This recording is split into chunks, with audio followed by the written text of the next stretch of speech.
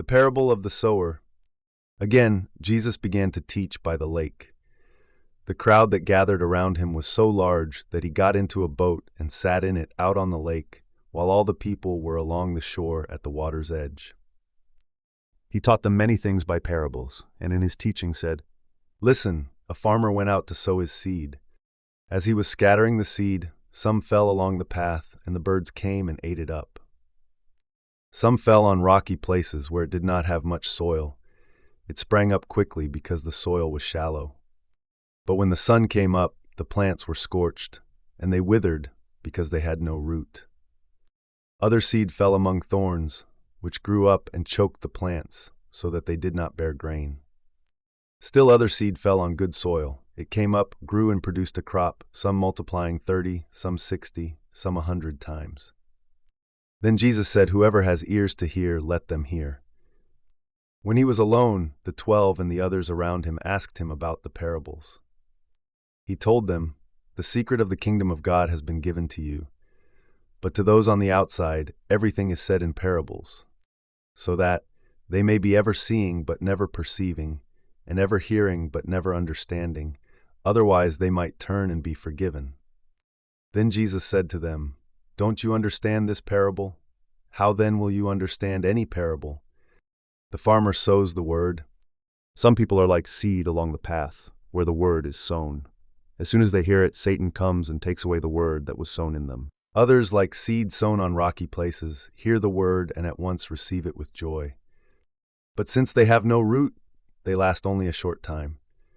When trouble or persecution comes because of the word, they quickly fall away. Still others, like seed sown among thorns, hear the word. But the worries of this life, the deceitfulness of wealth, and the desires for other things come in and choke the word, making it unfruitful. Others, like seed sown on good soil, hear the word, accept it, and produce a crop, some 30, some 60, some 100 times what was sown. A lamp on a stand. He said to them, "Do you bring in a lamp to put it under a bowl or a bed? Instead, don't you put it on its stand?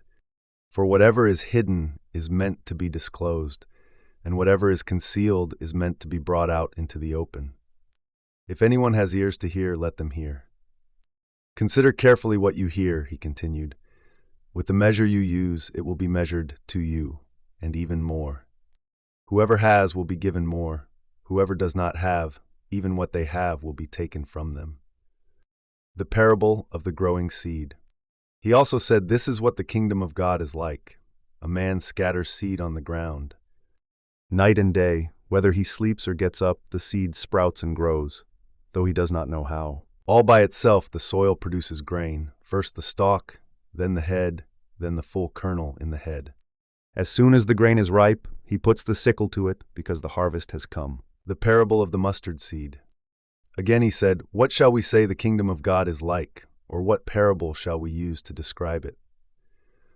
It is like a mustard seed, which is the smallest of all seeds on earth.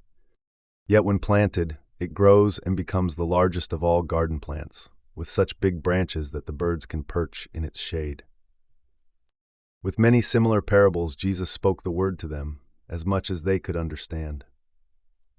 He did not say anything to them without using a parable, but when he was alone with his own disciples, he explained everything. Jesus calms the storm. That day when evening came, he said to his disciples, "Let us go over to the other side." Leaving the crowd behind, they took him along just as he was in the boat. There were also other boats with him. A furious squall came up, and the waves broke over the boat, so that it was nearly swamped. Jesus was in the stern, sleeping on a cushion. The disciples woke him and said to him, "Teacher, don't you care if we drown?" He got up, rebuked the wind, and said to the waves, "Quiet, be still." Then the wind died down and it was completely calm. He said to his disciples, "Why are you so afraid? Do you still have no faith?" They were terrified and asked each other, "Who is this? Even the wind and the waves obey him."